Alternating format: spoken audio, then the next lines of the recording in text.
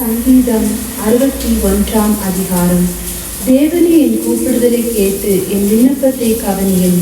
என் இருதயம் தொய்யும் போது பூமியின் கடையாந்திரத்திலிருந்து உம்மை நோக்கி கூப்பிடுவேன்.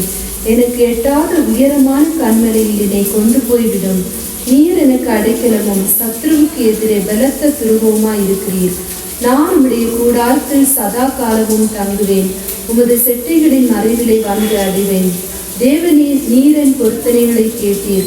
உமது நாமத்திற்கு பயப்படுகிறவர்களின் சுதந்திரத்தை எனக்கு தந்தீர். ராஜாவின் நாட்களோட நாட்களை கூட்டுவீர். அவர் வருஷங்கள் தலைமுறை தலைமுறையாக இருக்கும். அவர் தேவனுக்கு முன்பாக என்றென்றைக்கும் நிலைத்திருப்பார். தயையும் உண்மையும் அவரை காக்க கட்டளையிடும். இப்படியே தினமும் என் பொருத்தனைகளை நான் செலுத்தும்படியாக உமது நாமத்தை என்றைக்கும் கீர்த்தனம் பண்ணுவேன்.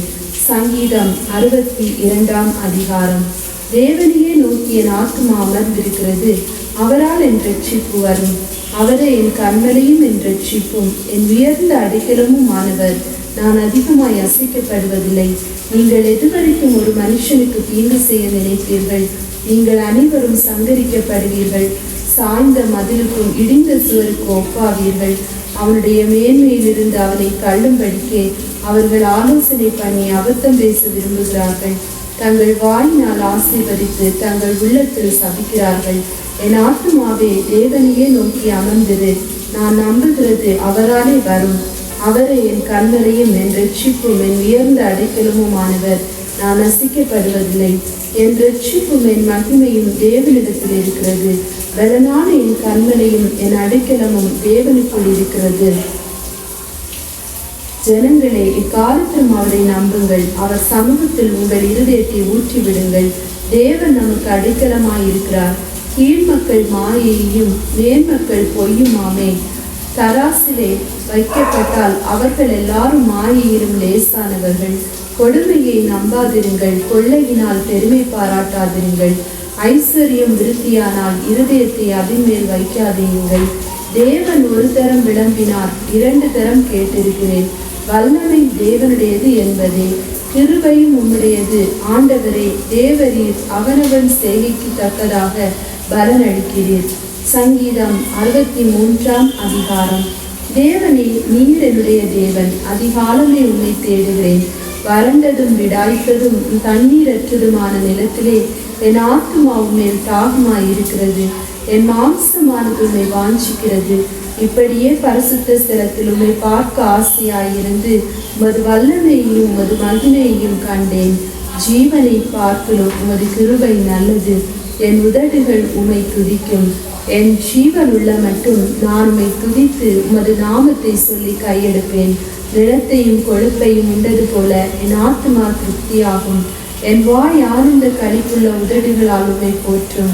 என் படுக்கையின் மேல் நான் உம்மை நினைக்கும் போது ராஜாமங்களில் உம்மை தியானிக்கிறேன். நீர் எனக்கு துணையாய் இருந்ததினால் உமது செட்டைகளின் நிழலிலே களி கூறுகிறேன். என் ஆத்துமா உம்மை தொடர்ந்து பற்றி கொண்டிருக்கிறது. உமது வலது கரம் என்னை தாங்குகிறது. தேவனே, ஜனங்கள் உம்மை துதிப்பார்களாக. சகல ஜனங்களும் உம்மை துதிப்பார்களாக. என் பிராணனை அழிக்க தேடுகிறவர்களோ பூமியின் தாழ்விடங்களில் இறங்குவார்கள். அவர்கள் பட்டயத்தால் விடுவார்கள். நரிகளுக்கு இரையாவார்கள். ராஜாவோ தேவனில் களி கூறுவார். அவர் பேரில் சத்தியம் பண்ணுகிறவர்கள் யாவரும் நேர்மை பாராட்டுவார்கள். பொய் பேசுகிறவர்களின் வாய் அடைக்கப்படும். சங்கீதம் 64 அதிகாரம். தேவனே, என் விண்ணப்பத்தில் என் சத்தத்தை கேட்டருளும். சத்ருவால் வரும் பயத்தை நீக்கி என் பிராணனை காத்தருளும். துன்மார்க்கர் செய்யும் இரகசிய ஆலோசனைக்கும் அக்கிரமக்காரருடைய கலகத்துக்கும் என்னை விலக்கி மறைத்தருளும். அவர்கள் தங்கள் நாவை பட்டயத்தை போல் கூர்மையாக்கி மறைவுகளில் உத்தமன் மேலேயும் பொருட்டு கசப்பான வார்த்தைகள் ஆகிய தங்கள் அம்புகளை நாணேற்றுகிறார்கள். சற்றும் பயமின்றி சடுதியில் அவன் மேலேகிறார்கள். அவர்கள் பொல்லாத காரியத்தில் தங்களை உறுதிப்படுத்தி கொண்டு மறைவான கண்ணிகளை வைக்க ஆலோசனை பண்ணி அவைகளை காண்பவன் யார் என்கிறார்கள். அவர்கள் நியாயக்கேடுகளை ஆய்ந்து தேடி தந்திரமான யோசனை நிறைவேறும்படி பிரயத்தனம் பண்ணுகிறார்கள். அவர்களில் ஒவ்வொருவனுடைய உட்கருத்தும் இருதயமும் ஆழமாய் இருக்கிறது. ஆனாலும் தேவன் அவர்கள் மேல் அம்புகள் எய்வார். சடுதியாய் அவர்கள் காயப்படுவார்கள். அவர்கள் தள்ளப்பட்டு கீழே விழும்படி அவர்கள் நாவுகளே அவர்களை கெடுக்கும். அவர்களை காண்கிற யாவரும் ஓடி போவார்கள். எல்லா மனுஷரும் பயந்து தேவனுடைய செயலை அறிவித்து அவர் கிரியையை உணர்ந்து கொள்வார்கள். நீதிமான் கர்த்தருக்குள் மகிழ்ந்து அவரை நம்புவான். செம்மையான இருதயம் உள்ளவர்கள் யாவரும் மேன்மை பாராட்டுவார்கள். சங்கீதம் 65ஆம் அதிகாரம். தேவனே, சீயோனில் உமக்காக துதியானது அமைந்து காத்திருக்கிறது. பொருத்தனை உமக்கு செலுத்தப்படும்.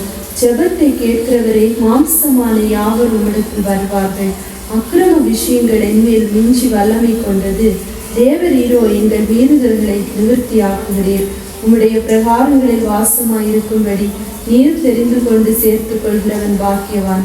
உம்முடைய பரிசுத்த ஆலயமாகி உமது வீட்டின் நன்மையால் திருப்தியாகும். பூமியின் கடையாந்திரங்களிலும் தூரமான சமுத்திரங்களிலும் உள்ளவர்கள் எல்லாரும் நம்பும் நம்பிக்கையாய் இருக்கிற எங்கள் இரட்சிப்பின் தேவனே, நீர் பயங்கரமான காரியங்களை செய்கிறதினால் எங்களுக்கு நீதியுள்ள உத்தரவு அருளுகிறீர். வல்லமையை இடைக்கட்டி கொண்டு உம்முடைய பலத்தினால் பர்வதங்களை உறுதிப்படுத்தி சமுத்திரங்களின் மும்முரத்தையும் அவைகளின் இரைச்சலையும் ஜனங்களின் அமளியையும் அமர்த்துகிறீர். கடையாந்திர இடங்களின் குடியிருக்கிறவர்களும் உம்முடைய அடையாளங்களின் நிமித்தம் பயப்படுகிறார்கள். காலையையும் மாலையையும் கலிகூற பண்ணுகிறீர். தேவரீர் பூமியை விசாரித்து அதற்கு நீர் பாய்ச்சுகிறீர். தண்ணீர் நிறைந்த தேவ நதியினால் அதை மிகவும் செழிப்பாக்குகிறீர். இப்படி நீர் அதை திருத்தி அவர்களுக்கு தானியத்தை விளைவிக்கிறீர். அதன் வரப்புகள் தணியத்தக்கதாய் அதன் படைச்சால்களுக்கு தண்ணீர் இறைத்து அதை மலைகளால் கரைய பண்ணி அதன் பயிரை ஆசீர்வதிக்கிறீர். வருஷத்தை உம்முடைய நன்மையால் முடிசூட்டுகிறீர். உமது பாதைகள் நெய்யாய் பொழிகிறது. வனாந்திர தாவரங்களிலும் பொழிகிறது. மேடுகள் சுற்றிலும் பூரிப்பாய் இருக்கிறது. மேய்ச்சலுள்ள வெளிகளில் ஆடுகள் நிறைந்திருக்கிறது. பள்ளத்தாக்குகள் தானியத்தால் மூடியிருக்கிறது. அவைகள் கெம்பீரித்து பாடுகிறது.